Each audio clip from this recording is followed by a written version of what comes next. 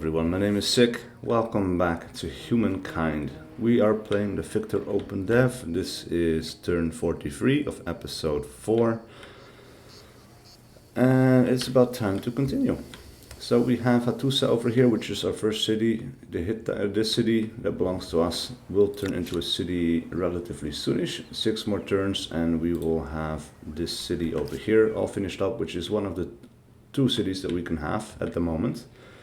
Until we finish the research that tells us that we can have more. So I connected these 2 territories together because then these fall under the management, or at least all of these benefits belong to Hattusa. And because this doesn't really, and I guess that's the benefit of it, this doesn't really build anything, right? So you can have a ton of production here, but if this isn't a city and you cannot build units here, there, you cannot build any other improvements there, it doesn't really help you. So by connecting them together, Hattusa just becomes that much stronger. Now this one won't be able to connect up any other territories because it is cut off from anything else. But Hattusa could become very powerful by connecting up this territory, that territory, and even this territory over here. This one city could have 5 territories attached to it as long as we have the influence to pay for it, which is kind of crazy when you think about it. Now it seems that Why are you here?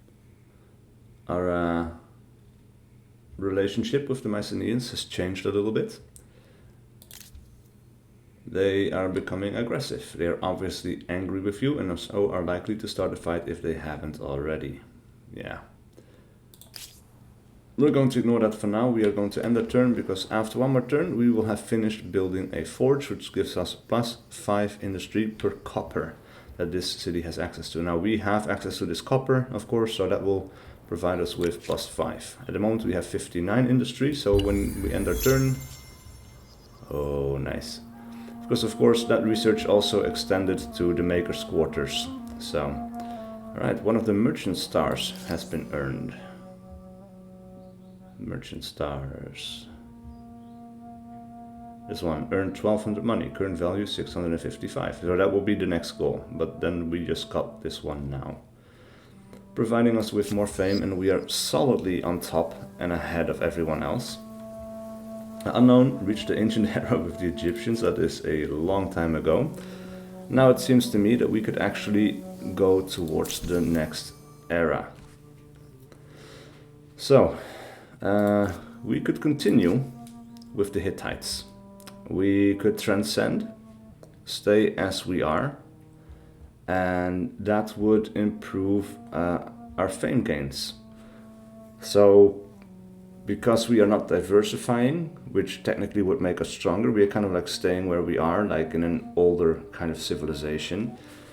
It makes just everything we do manage to do worth more fame because, yeah, we're kind of like an old country that still does amazing things. Whereas the other ones, they would transcend into something else, get more powerful bonuses. So if we adopt the Axumites culture, let's see what we would get. The one who controls the market controls the word, plus 10% money generated from ongoing trade on city or outpost. We could make the Great Obelisk. Plus 1 money per territories under the religion's influence. That is a lot of territories at the moment. Plus 3 faith, plus 1 money, minus 10 stability, however, because this is a district that you would place.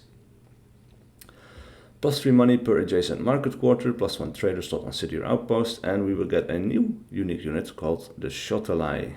The Shotalai use curved swords or shotl in a battle to help them reach behind enemy shields and other types of protection. Interesting. They also have a grappler, has a larger zone of control which cannot be ignored. We would need iron to make them, which we don't have access to. Now, as for the Greeks, let us clash words in the amphitheatron and swords on the battlefield. Plus 2 signs per researches on city or outpost with Socratic methods. That's kind of nice. Plus 1 influence per current era. Plus 3 signs per current era. Minus 10 stability because this is their unique district. Plus 2 signs per adjacent district. Ooh, so if you build this in the middle of a bunch of other districts, that would be quite powerful. And we would get access to the hoplites, which would require copper. And they have phalanx, grants additional combat strength for each unit with the phalanx ability adjacent to this unit, and they're anti-cavalry. However, what I'm thinking, and we could go through all of these, and there's quite a few. We have the Carthaginians, we have the Celts. These guys produce a lot of food, and they have the Nemeton, +1 food per population, +3 faith, +1 food, -10 stability, +3 food per adjacent farmer's quarter. So we could actually put this one in a pretty strong position, and it would probably add to our current religion as well, because we have a pretty dominant religion. And we will get the Gesati, powerful warriors. The Gesati are also famous for fighting naked. They have fervor, no combat strength penalty from damage. So no matter how damaged these guys get, they still hit at full strength, which is kind of cool. We have the Carthaginians. Modify all constructibles, buyout cost by -50%. Oh, that's quite strong. And actually, I think we're going to go for Carthage, because these guys do have a unique unit or a unique building for naval stuff. And of course, this Opendev build is focused more on naval stuff. So it seems like a pretty powerful choice. Also, this +10 district fortification, so this becomes a bit stronger, I guess. -10 stability, because of course it is a district, and the bigger the city gets, the more unruly it becomes, unless you have some other things that you do to improve the stability again. +3 industry per adjacent coastal water, +2 industry per adjacent lake, +1 industry worker slot on city or outpost, replaces the harbor, it's a naval unit spawn, allows units to embark without any movement point cost, and they get war elephants. You need 2 copper to make that, but that seems really cool. They are heavy cavalry, fast, hard-hitting mounted units, able to charge enemies, receives bonus combat strength if attacking non-adjacent enemies, unable to climb fortifications, and stronger when attacking weaker units. Well, the Celts, we have the Goths, of course, nimble pillage, +5 combat strength from ransacking on army. The fallen will not be forgotten as we fight for greatness. They get the Tumulus, +3 influence, +3 faith, -10 stability. Doesn't seem that great. They get Gothic cavalry, for which you need 2 iron, which we haven't found yet. So again, that doesn't seem like a great choice. And again, this is a naval-focused build. The Huns, similarly,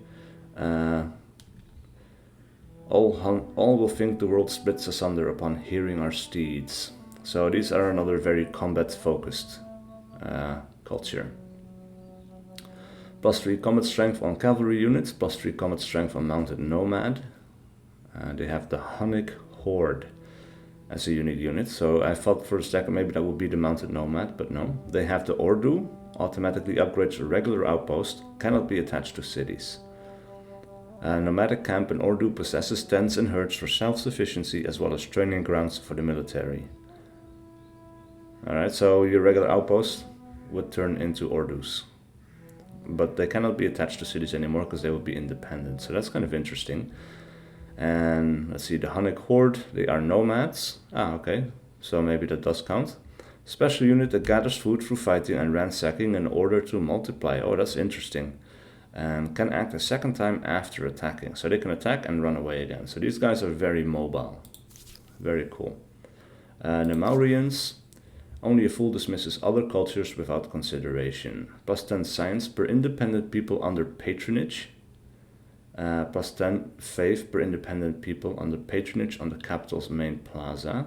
Okay. I don't think the Olmecs count as that though. That's called something else. They are they're not patrons, they're vassals. So we haven't seen anything else that could count as an independent people.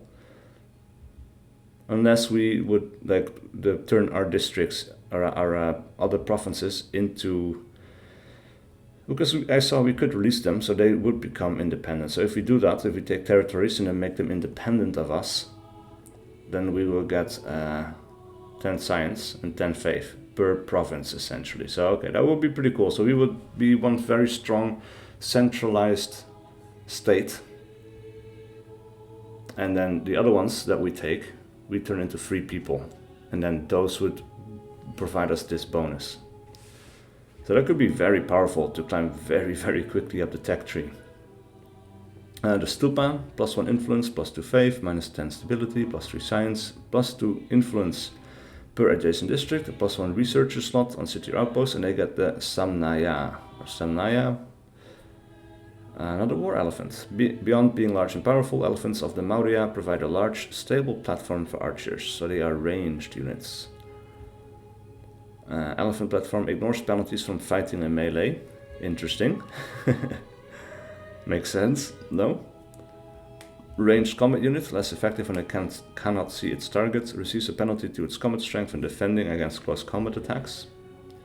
And we have the Maya.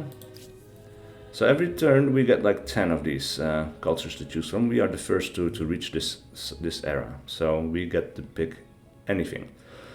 Great feats of architecture honor the majesty of the cosmos. Sorry if this is a bit boring for going through all of it, but we need to know what we're doing here. And I want to explain why I'm choosing the one that I'm choosing, which I kind of already decided. So if you want to skip this part, feel free to do so. But it's interesting to see all of these cultures and how they might have changed, because these might not all be exactly the same as before in the Lucy Opendev build. Because they are rebalancing things, they take feedback into account. Some cultures seemed a bit weak, so they needed a bit of buffing, and so on. So they have tireless spirit, +2 industry on district, producing industry. Okay, that's pretty good. Kuna, the steep stone steps of the Kuna means the house of the gods at its summit looks out imposingly over the city. So basically this is like a pyramid, I guess. +3 industry per number of territories. Oh, that could be quite strong. +2 faith, -10 stability, +4 industry per adjacent maker's quarter. So that will be a huge boost actually to production. Oh. And they get the noble javelineers. Thrown spears can be formidable short-range projectiles, and poison makes them even deadlier. Applies a poison status to the target, which reduces its movement speed and attack range. Interesting. And they are a range unit. We have the Achaemenid Persians, +2 city cap. This unique trait will be retained throughout the eras, regardless of how your empire evolves. Yeah, this is true for all of this. +2 city cap.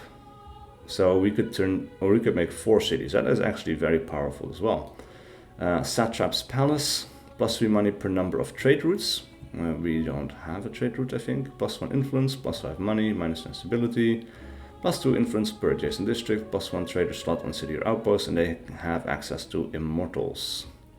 Anti-cavalry, and they have bastion, stronger when fighting from high ground and fortified positions. Okay, so these would be an excellent defensive unit. So you could expand more of your cities and then defend it pretty well. And then finally, the Romans. Throw me to the wolves and I will return leading the pack. Legion's finest, +1 unit slot available for each army. So yeah, your army can have a maximum of 5 units in it, I think.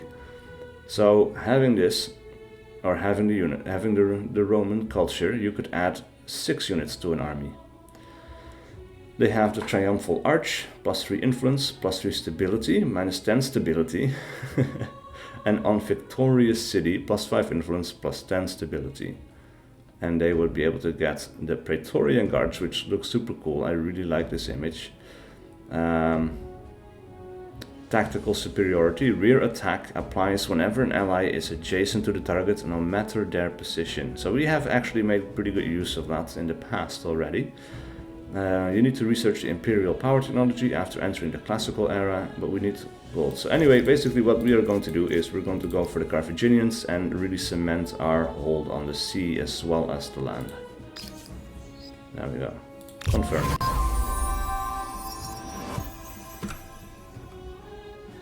Alright, then we have some armies that have movement left. So these guys, they were going to continue over to this outpost over here. And are you making anything? Yes, you're making the horse ranch. I guess we can buy out the horse ranch. There we go. Maybe we'll start making the artisan's quarter. This is now also finished, so we can actually use you to make an artisan's quarter as well on top of the salt, which will provide +5 food and +5 stability on all cities, which is really, really nice.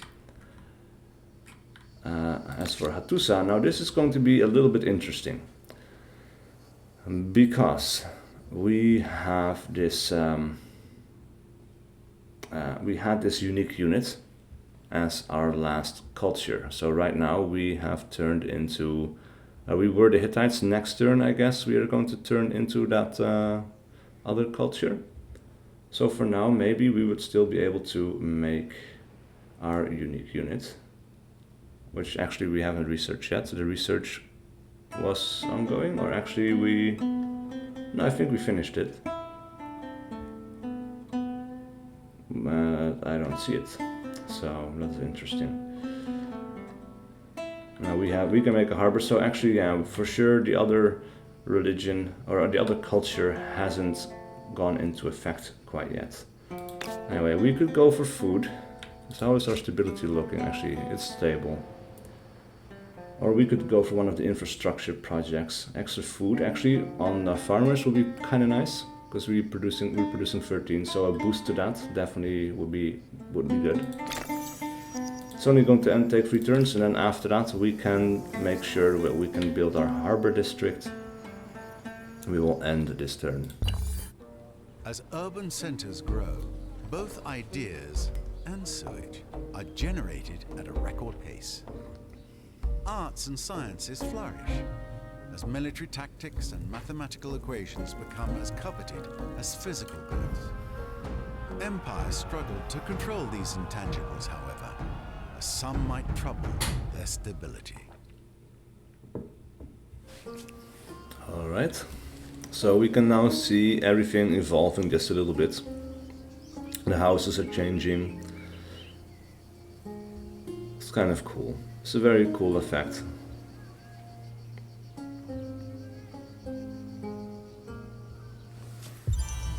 A new wonder can be claimed. From these distinguished monuments, 40 centuries look down upon you. Locate the event. Alright, so, let's see. Ritual Centaurus converted to a new religion. Hittite shamanism. Alright, cool. Population gain in Ritual Centaurus. So that's one of our new territories.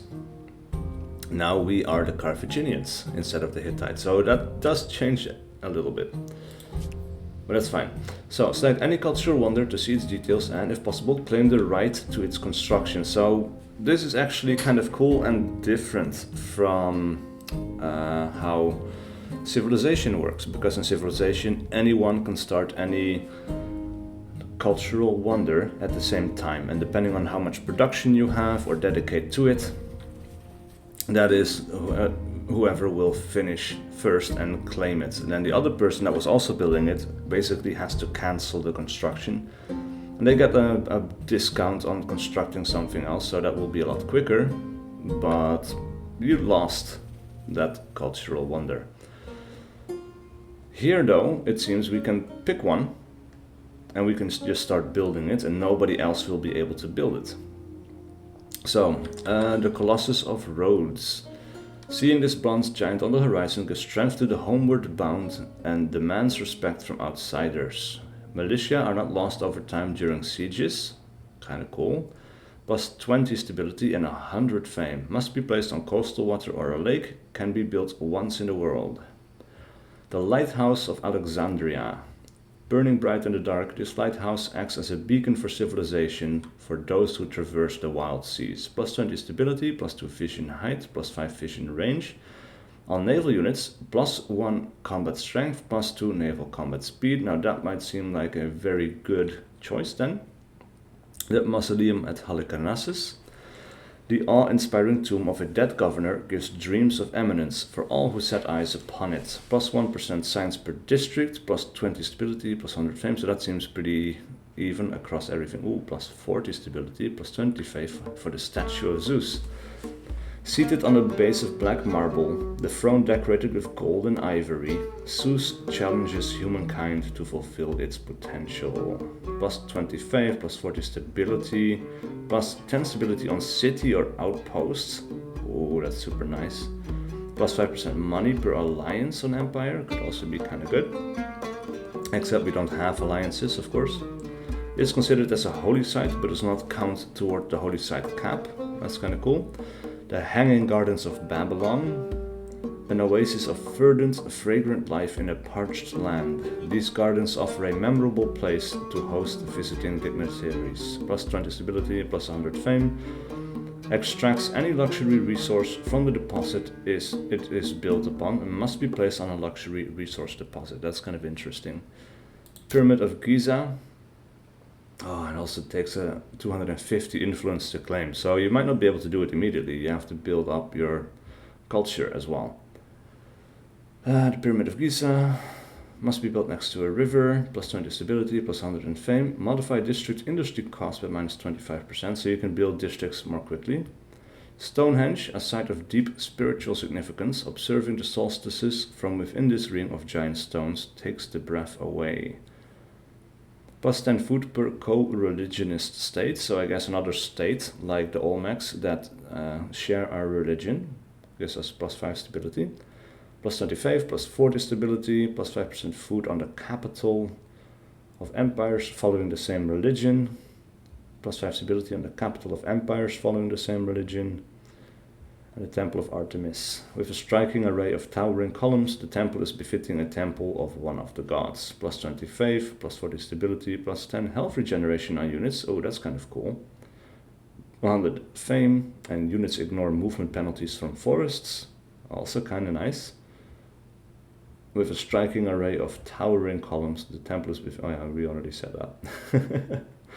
Must be placed next to woodland or forest. So that is actually like how you have to place these is similar to Civilization 6, which I actually really do like. Anyway, we will claim the Lighthouse of Alexandria. Alright, so we have the merchant affinity because we are the Carthaginians now. You've chosen a merchant culture. In addition to enhanced money production, you also have access to the following passive ability. Any resource you buy from an empire can be sold on to a third party, provided they're not already buying it directly from the original empire. When an empire buys a traded resources from you, you will receive 1.5 times the cost you paid. As well as the financial gain, your empire will become a very interesting ally and will enjoy a lower chance of being attacked due to your potential as a strategic commercial partner. Interesting. Very interesting. So this is kind of passive, I guess. Let's see. Doubles gains of money when selling a resource, halves costs of money when buying resources. Any resource you buy via trade can be repurchased by other empires at a premium. Unlocks action forward trade. Modify all resources money cost by minus 50% when buying, and plus 2 money generated from ongoing trade on city or outpost. Alright then. You are going to go and be stationed, I guess. Or actually, can we upgrade you into something else by now? Because that should be a thing. Upgrade. Cannot be done as there's no upgrade available. Alright. Now at this point, after this granary is finished, we could actually buy this out. And then we can start another construction. And we could build the coffin, which I think we will do. This is 40 turns, that is a lot. But we will buy out this product, or district, no, not the district, this infrastructure. And then we will build a coffin, which we will build. Let's see, oh, this is also providing us with some stuff. 11, 16 and 6. Oh, that is very strong. And this is the place they recommend as well. So, but yeah, this is definitely super strong. The access science, 16 production, 11 food from all around it. That is amazing. We will claim that area for sure. How many turns left? 4. Yeah, we need to get it move on. I've been talking a lot for this 1 or 2 turns here. Or 3 maybe, but that is super crazy. Because there was a lot of things to look at, a lot of changes and choices to make. Look at that, this looks super cool, man. I really like, look, there's a little house on the mountain there. It's just super cool. You have gained enough followers to get to choose another tenant. That is super nice. More choices. Undertake pilgrimage. Before the mortal end, venture to the holy sites and dedicate yourself. +10 influence on holy sites, +5 faith, +1 maximum number of holy sites. So yeah, that happens for everything, I guess. +1 industry per state religion follower on capital, +5 faith. Bear not false witness. I guess these are kind of similar to what we had in... Well, actually no. They look like it, but no. Bear not false witness. +1 science per state religion, follower on capital. Give alms, +1 money. +5 stability, +5 faith.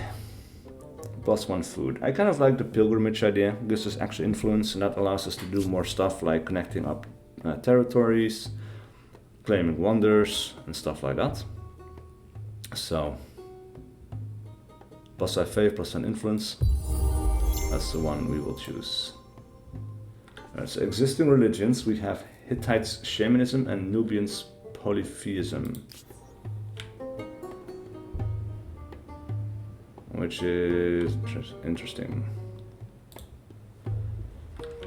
So I don't see that religion. And this is something that needs to be much faster. Like, this is super slow. I cannot move any faster than this. Well, maybe a little bit if I have my mouse cursor on the side, but everyone here follows our religion. So, yeah. Let us end this turn.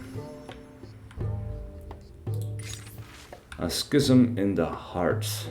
Followers of the empire's religion continues to grow, but within the temples and holy places tensions brew.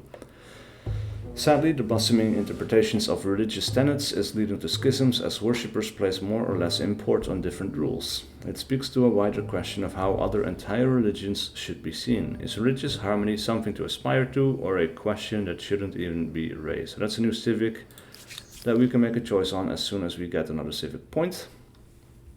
+5 influence on territories under a religious influence. If territories follow state religion, so this would be quite powerful for us. A religious hostility, +5 faith on territories under a religious influence, unlocks action heresy.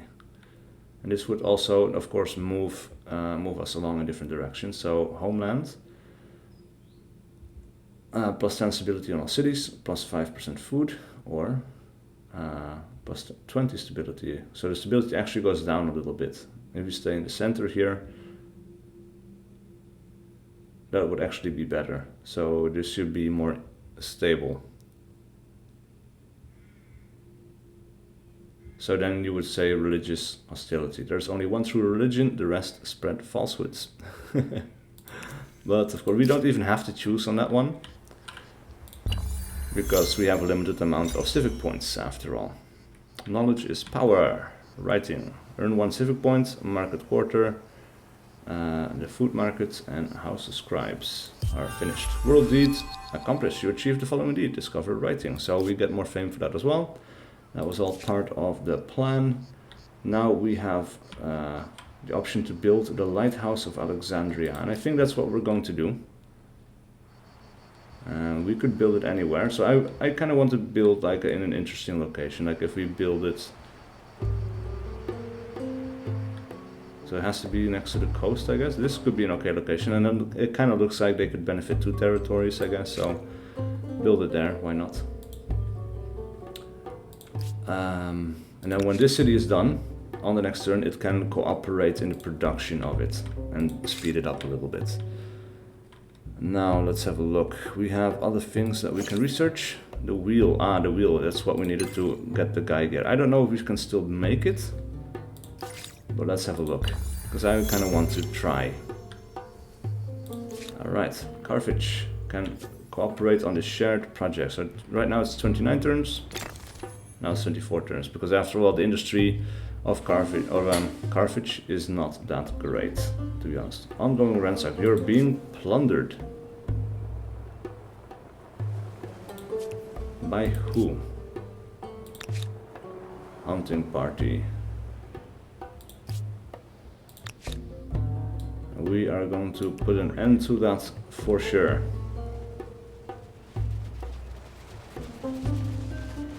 All together. Oh boy. Alright, so we in 7 turns we would lose this outpost, so we have time.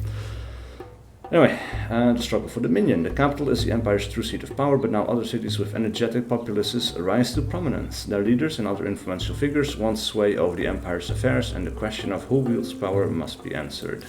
Leadership. How do we lead? A small council or an autarch? +1 city cap, +1 city cap, for sure, but then we could still go in other directions as well. So we have liberty and authority. I guess this is where we are. This is where we would end up. This one would actually be good to have, because we could make another city. +4 influence on territory. +10 stability on all cities. +2 influences on territory.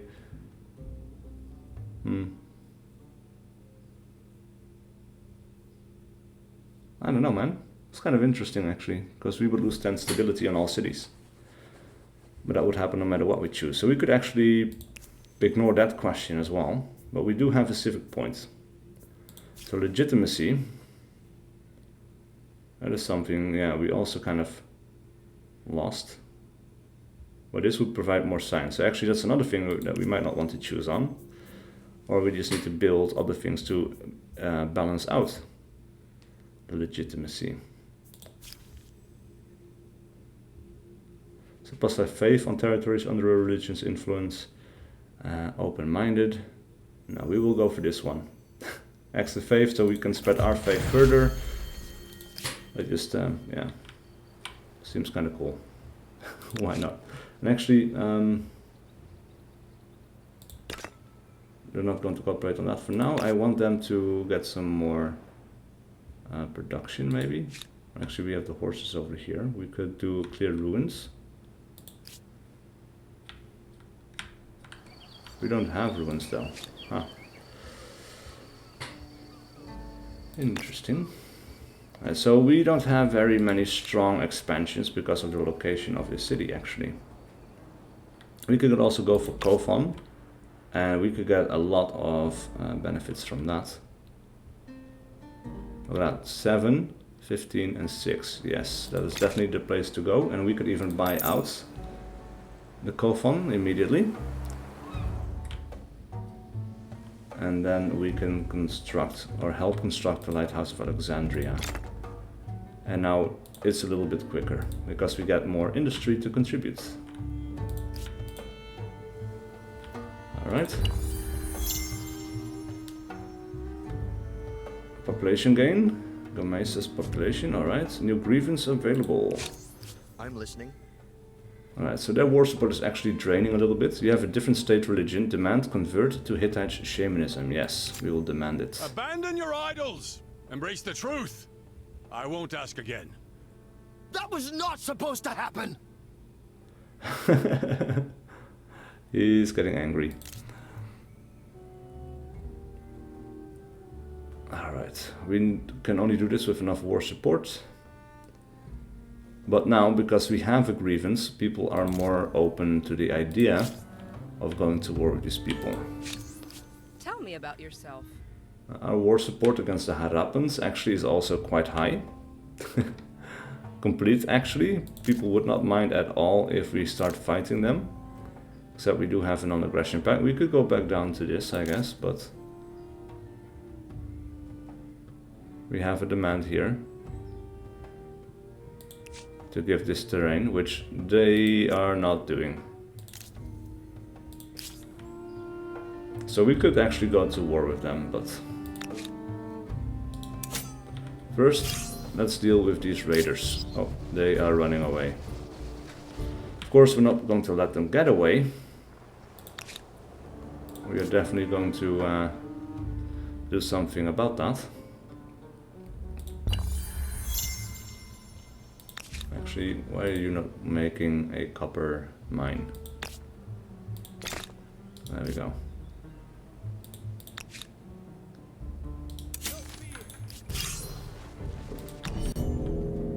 Alright, so now this time they do want to fight. We will end the deployment. We have the high ground and the lower ground. Our side is stronger overall. We could immediately go for this location, actually. And that is actually what we do need to do. We need to take this thing, or just kill them outright. And they are kind of on the high ground, but we will finish off this move with an attack. Holy hell. Why do we keep taking 22 damage?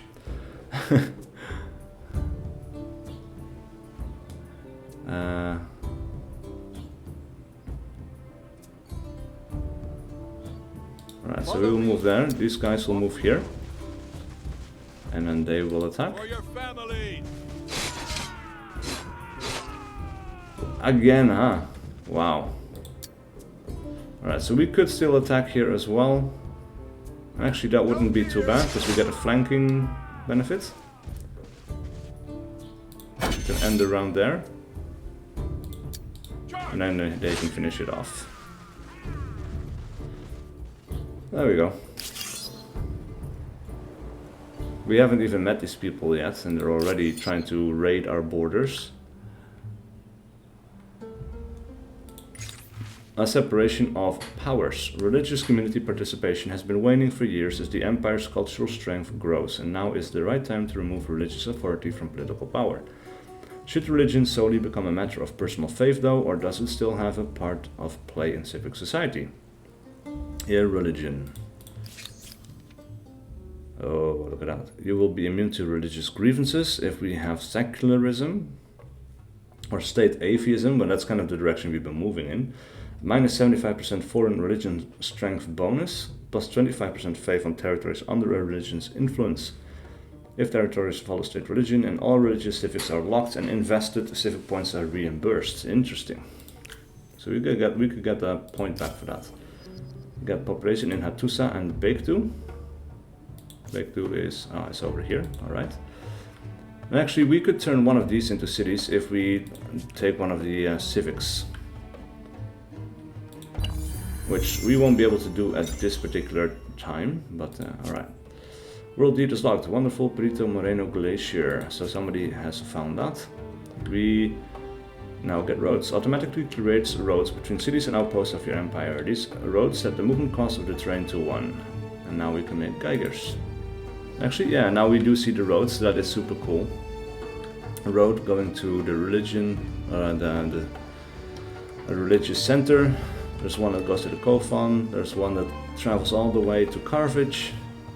And of course also travels to the different locations. This is actually really cool. I like how this also moves to the deposits out in the terrain, to our outposts. Super cool.